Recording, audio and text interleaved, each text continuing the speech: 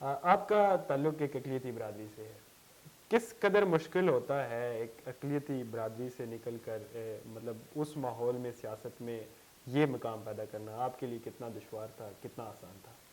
بالکل، آپ نے بہت اچھا سوال کیا ہے. میں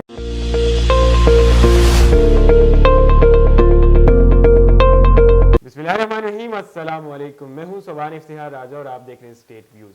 بلدیاتی انتخابات کے سلسلے کی ایک نئی قسط کے ساتھ آپ کی خدمت میں حاضر ہوں. میرے ساتھ موجود ہیں بلدیاتی امیدوار تنویر اقبال قریشی صاحب. آج ان سے گفتگو کریں گے اور ان کے انتخابی منشور کے حوالے سے دیگر وہ تمام تر اہم نکات جاننے کی کوشش کریں گے جو آپ کے لیے اہم ہے. السلام علیکم قریشی صاحب. وعلیکم السلام. کیسے ہیں آپ؟ اللہ کا شکر ہے. آپ سنائیں ٹھیک ہے؟ آپ خیریت سے ہیں؟ ٹھیک ہے. شکر اللہ شکر. اچھا، جاننا یہ چاہوں گا، ہر طرف بڑی خبریں چل رہی ہیں، بلدیاتی انتخابات ہو رہے ہیں نہیں ہو رہے. ظاہر ہے آپ بھی امیدوار ہیں ان سینس کہ اگر نہیں ہوتے انتخابات تو پھر کیا کریں گے آپ؟ اگر ایک تو جو الیکشن پوری ویسے تو امید ہے کہ انشاءاللہ الیکشن ہوں گے، اس کے لیے آزاد کشمیر حکومت بھی پورا عزم ہے اور اپوزیشن بھی یہ نہیں چاہتی کہ الیکشن نہ ہوں.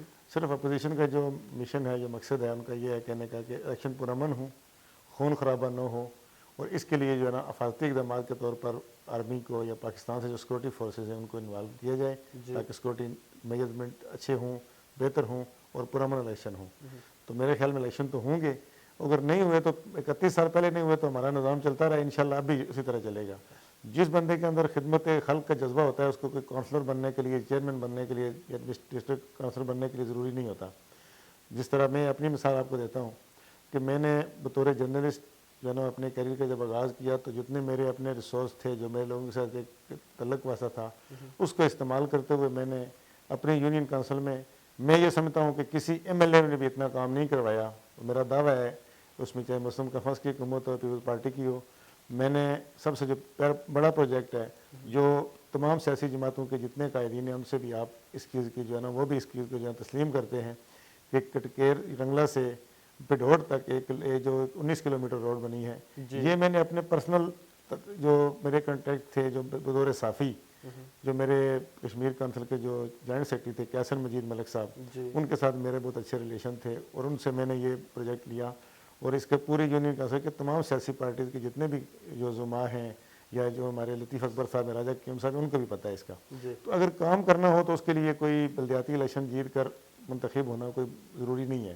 کام تو بندہ ویسے بھی کر سکتا ہے، جس کے اندر کام کرنے کا جذبہ ہو وہ کام کر سکتا ہے.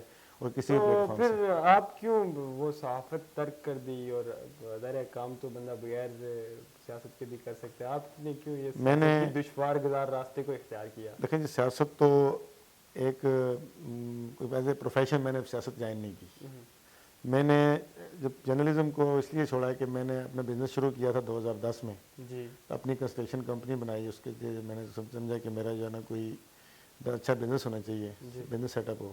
تو اس کے لیے ماشاءاللہ میں نے اپنی کمپنی بنائی، green Hills associate private limited کے نام سے میری کمپنی بھی ہے. یونین کونسل کٹکیر کے اندر بھی میں نے کام کیے ہیں، 3-4 پروجیکٹ کیے ہیں. اور ویسے پورے آزاد کشمیر میں کوٹلی، میرپور سمیت میں نے کام کیے ہیں. تو میں نے صرف صحافت اس لیے چھوڑی تھی کہ میں اپنا بزنس کرنا چاہ رہا تھا. اب جو سیاست ہے یہ تو بزنس کے ساتھ ساتھ چلتی رہتی ہے. اور میرے خیال میں اب جو ہے نا مجھے اس جو ابھی جو کونسلر کا میں الیکشن لڑ رہا ہوں، ممبر یونین کونسل کا، جو وارڈ شرکی رحیم کوٹ کسکریشیا سے میں امیدوار ہوں مسلم لیگ نون کے ٹکٹ پہ. تو اب میں جو ہے نا وہ کوئی اپنی مرضی سے میں نے یہ انتخاب راستے کا انتخاب نہیں کیا. ہماری جو مسلم لیگ نون کے جو مقامی قیادت تھی انہوں نے مجھے زبردستی اس میں دھکیلا ہے. میں نہیں لڑنا چاہتا تھا. میں نے سب کے سے ریکویسٹ کی کہ میں اس عہدے کے لیے اپنے آپ کو فٹ نہیں سمجھتا، لیکن انہوں نے زبردستی مجھے کہا کہ آپ ہی نے، ہمارا حکم ہے، آپ نے الیکشن لڑنا ہے. میں پوچھنا بھی چاہ رہا تھا، ایون میں نے ایک تحریر لکھی تھی اپنے علاقائی سیاست کو لے کر، آپ نے اس پہ بڑا انکار بھی کیا تھا کہ آپ سمیت کئی لوگوں نے پوسٹیں کی اور تحریریں لکھی. تو میں نے سب کو یہی کیٹیگریکلی کہا کہ میں الیکشن نہیں لڑنا چاہتا، میرا کوئی ارادہ نہیں ہے. اور یہ تو مجھے اس میں دھکیل دیا گیا ہے، سمجھ لیں پارٹی کی طرف سے اور لوکل برادری کی طرف سے. سب نے کہا کہ آپ نے الیکشن لڑنا ہے، آپ ہارنا جتنا آپ کا اس میں اس سے کوئی سروکار نہیں ہے. اور میں الیکشن لڑ رہا ہوں، میاں محمد نواز شریف کے ٹکٹ پر لڑ رہا ہوں، اور میری جو لوکل جو مسلم لیگ کی تنظیم ہے ان کی خواہش پہ لڑ رہا ہوں، اور میری جو برادری کے زعماء ہیں ان کی خواہش کی تعمیل میں لڑ رہا ہوں. اچھا جانا یہ چاہوں گا آپ کی ظاہر ہے ہلکے کی لیول کی جو پارٹی ہے بڑی آرگنائزڈ ہے، آج کل بڑی متحرک نظر آتی ہیں ہمیں، تو ایک کنفلکٹ بھی پایا جاتا ہے، کہا جاتا ہے گروپ بندی ہے آپ کے مسلم لیگ نواز حلقہ کھاوڑا میں، آپ کون سے گروپ کے ساتھ ہیں، آپ کون سے گروپ کی نمائندگی کرتے ہیں؟ دیکھیں جی، میں تو نواز شریف گروپ کے ساتھ ہوں، اور اس میں کوئی شک نہیں ہے کہ ہمارے کھاوڑے کے اندر مسلم لیگ میں سب سے بڑا جو المیہ وہ یہی ہے کہ وہاں پہ راجہ قیوم گروپ اور ابرار گروپ دو متحرک ہیں، اور انہی دونوں گروپوں کی وجہ سے مسلم لیگ کو جب بھی نقصان ہوا گروپ بندی کی وجہ سے ہوا ہے۔ ایک تاثر تو یہ بھی ہے کہ آپ راجہ قیوم گروپ کے زیادہ قریب ہیں۔ میں بہت قریب ہوں رائے قیوم صاحب نے، کیونکہ 85 سے جو ممبر ضلع کونسل بنے اس وقت سے لے کر آج تک خصوصاً میری وارڈ میں جتنے کام ہوئے ہیں اس میں بلا واسطہ کسی نہ کسی طریقے سے راجہ قیوم صاحب ہی کی توسط سے ہوئے ہیں۔ تو ظاہر ہے جو بندہ کس کا جو سرو کرتا ہے تو اس کے ساتھ تو بندے کی ایک ویسے ایفیلیشن تو ہوتی ہے، اس میں کوئی شک نہیں ہے کہ میرا تعلق رائے قیوم صاحب کے ساتھ ان کی سیاست کے ساتھ بہت گہرا ہے۔ اور اچھا یہ چلیں ٹھیک ہے، جانا یہ چاہوں گا آپ کی پارٹی نے آپ کی یونین کونسل کا جو ضلع کونسل کا ٹکٹ ہے وہ اوپن رکھا ہوا ہے، اس کی کیا وجہ ہے؟ دیکھیں جی، ہماری یونین کونسل میں ٹکٹ کے امیدوار تو 6-7 تھے، لیکن 2 جو مضبوط امیدوار تھے، ایک ناصر لطیف صاحب تھے، جی انہوں نے پارٹی میں گراس روٹ لیول پہ کام کیا ہے، یونین کونسل کے اندر رہے ہیں، تو ان کے ساتھ بھی ایک بڑی لوگوں کی آواز تھی کہ ان کو ٹکٹ ملنا چاہیے۔ جی لیکن دوسری طرف وہی جو بات آپ نے پہلے کی کہ راجہ قیوم صاحب کا جو گروپ ہے اس کی طرف سے جو امیدوار تھے وہ انجینئر فراز حنیف راجہ صاحب تھے، جی تو اب ان کے ساتھ بھی اگر ڈائریکٹ لوگوں کا انٹریکشن نہیں تھا، لیکن گروپ کی وجہ سے ان کے ساتھ بھی لوگوں کی ہمدردیاں اور لوگوں کی ولز تھیں کہ ان کو بھی ٹکٹ ملنا چاہیے۔ جی اور اس کے لیے ہم نے جو اپنا کردار ادا کیا، میرا کزن ہے وہ جو ساجد قریشی صاحب وہ صدر تھے یوسی کے، تو انہوں نے بھی کوشش کی کہ یہ معاملات جو ہے نا وہ باہمی بات چیت سے حل ہو جائیں اور ایک امیدوار کے اوپر ہم متفق ہو جائیں، لیکن اس پہ ہم نہ پہنچ سکے اور پھر اتفاق نہ ہو سکا اور راجہ فراز حنیف صاحب کو ٹکٹ پارٹی نے جاری کر دیا۔ اس کے بعد بھی اختلافات رہے، پھر پارٹی نے مناسب یہ سمجھا کہ دونوں کو اوپن کر دیں، اب جو بھی جتنے ووٹ لیتا ہے وہ سامنے آ جائے گا جیت کے۔ تو اس وقت جو ہماری پوزیشن یہی ہے کہ ہمیں ناصر لطیف صاحب بھی اور انجینئر فراز راجہ صاحب دونوں ہمارے امیدوار ہیں۔ تو یہ آپ جیسے جو پارٹی کے کارکنان ہیں جو مینس کے مسلم لیگ نواز کے بڑے شروع دن سے ورکر ہیں آزاد کشمیر میں، ان کے لیے بڑا مشکل نہیں ہے یہ فیصلہ کرنا کہ خواہ وہ ایک امیدوار کو ووٹ دیتے ہیں یا دوسرے کی طرف جاتے ہیں، اور پھر اگر اس قسم کی کسی اوپن اقدام کی طرف وہ جاتے بھی ہیں تو ناراضگیاں جو اپنے سر لیں گے وہ الگ سے ہیں؟ دیکھیں جی، یہ اس بڑی مشکل میں میں ڈال دی ہے پارٹی نے بالکل اس آپ میں کو۔ کوئی شک نہیں ہے کہ پارٹی نے عام جو ورکر ہے جو مسلم لیگ کے ساتھ جس کو نواز شریف کے ساتھ محبت ہے، جی تو ان کے لیے تو یہ ایک بہت مشکل فیصلہ ہے، اور مشکل ہے کہ آپس میں جب کلش کی وجہ سے کارکن جو ہے نا وہ پریشان ہیں، اور یہ تو اچھی بات نہیں ہے۔ لیکن ہم نے تو یہی کہا ہے کہ جو پارٹی آپ پیپلز پارٹی پی ٹی آئی یہ کسی مسلم کانفرنس کو ووٹ نہ دیں، اور آپ کو اسی میں سے جو آپ کے پاس اویلیبل 2 امیدوار انہی میں سے چوائس کریں کہ کس کو آپ نے ووٹ دینا ہے، تو میرے خیال میں انشاءاللہ جو مسلم لیگی کارکن ہیں وہ اپنا بہتر فیصلہ کریں گے اور انہی 2 امیدواروں میں سے کسی کو ووٹ دیں گے۔ اور ہماری بھی یہی کوشش ہے کہ ہمارے جتنے بھی مسلم لیگی ورکر ہیں وہ پیپلز پارٹی پی ٹی آئی کی طرف نہ جائیں، بلکہ یہیں پہ ایک اگر اس کو پسند ہے دوسرے آپشن پہ چلے جائیں، لیکن ووٹ انہی میں سے کسی کو دیں۔ یعنی کہ ان دونوں میں سے جو بھی شخصیت آتی ہے، کیا سمجھتے ہیں یہ مسلم لیگ نواز کی فتح ہوگی؟ جو بھی جیتے گا انشاءاللہ نواز شریف کی فتح ہوگی اور مسلم لیگ کی فتح ہوگی۔ آپ کی جو یونین کونسل کی ڈیموگرافی ہے ان سینس آف پالیٹکس بڑی اہم رہتی ہے، یونین کونسل کٹکیر ہر دور میں ڈسکس ہوتی رہی ہے، آج بھی جب ٹکٹ کے فیصلوں کی بات ہو تو بڑی اہم جگہوں پر یونین کونسل کٹکیر کی ڈسکشنز رہتی ہیں۔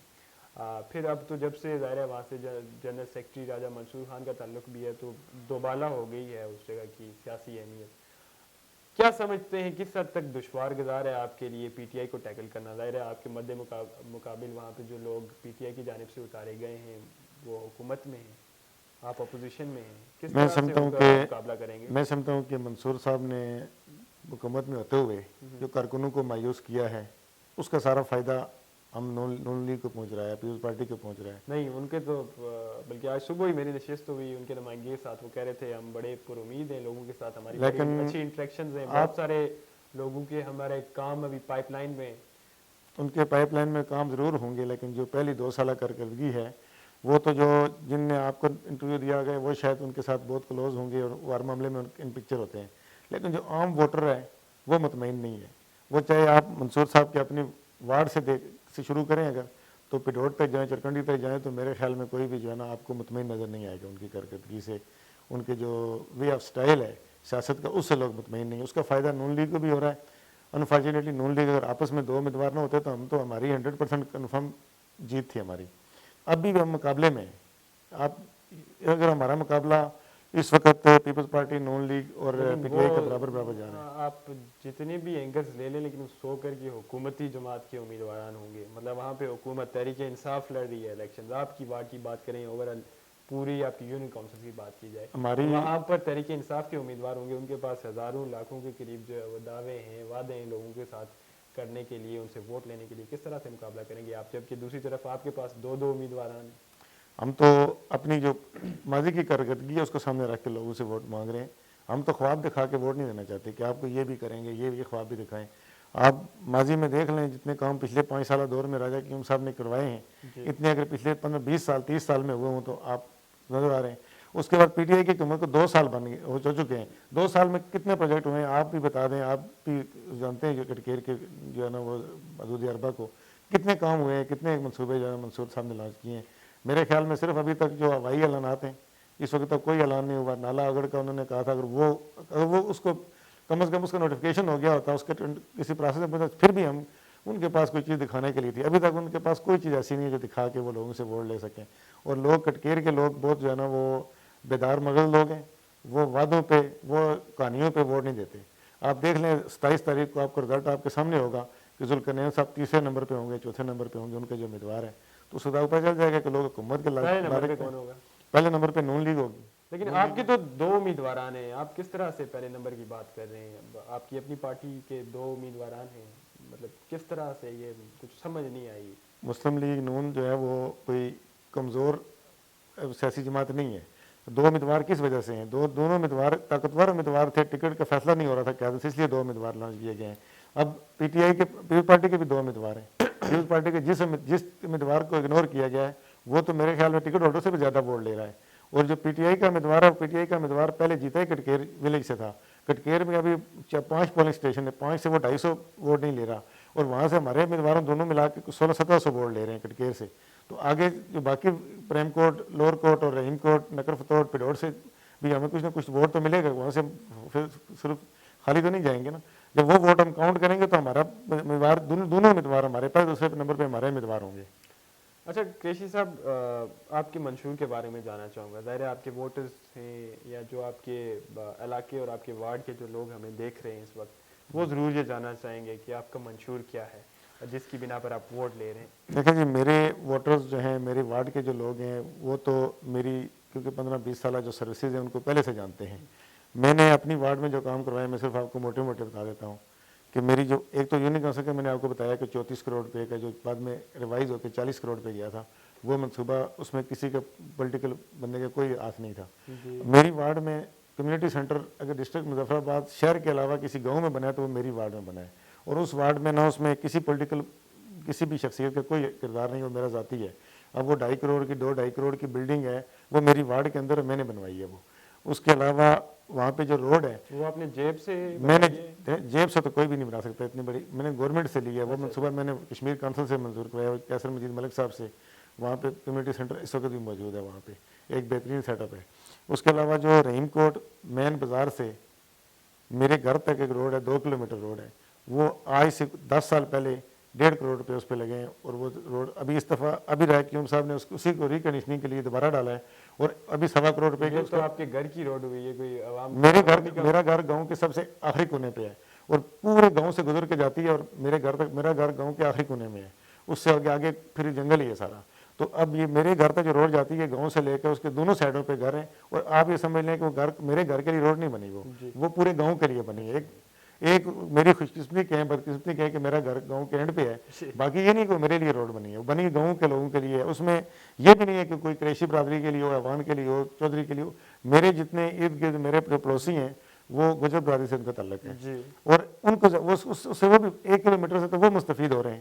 ایک پہلے کلومیٹر میں میری برادری کے لوگ نون لیگ کے ورکر پہلی بار. باقی آپ کا کوئی مستند اپنے ڈاکیومنٹ کی شکل میں کوئی ابھی تک منشور اپنے عوام کو دیا ہے؟ نہیں, ڈاکومنٹ کی شکل میں تو نہیں دیا میں نے کوئی منشور, لیکن میرا جو ذاتی یہی ہے خدمت خلق میرا منشور ہے، اور میں انشاءاللہ میری کوشش ہے کہ پہلے بھی جو یہی اپنی وسعت کے مطابق جو کام کیا ہے، مزید جو واٹر سپلائی سکیمز گھر گھر، جو کچے راستے ہیں یا پوڑیاں ہیں وارڈ لیول کے ساتھ، جتنے بھی چھوٹے چھوٹے انفراسٹرکچر کے حوالے سے جتنے بھی کام ہیں اس کے اوپر بھرپور توجہ دی جائے گی، اور کوشش کروں گا کہ اپنی وارڈ میں کوئی ایک ٹیپٹا کا ٹیکنیکل ووکیشنل ایجوکیشن سینٹر کھولیں جہاں کے جو بچیاں ہیں ان کو ٹیکنیکل ایجوکیشن فراہم کی جائے۔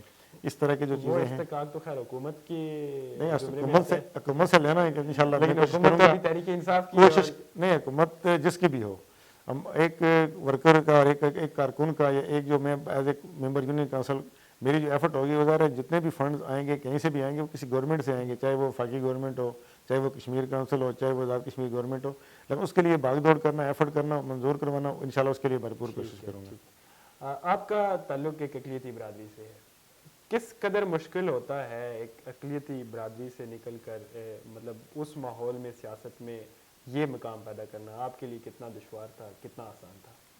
بالکل آپ نے بہت اچھا سوال کیا ہے۔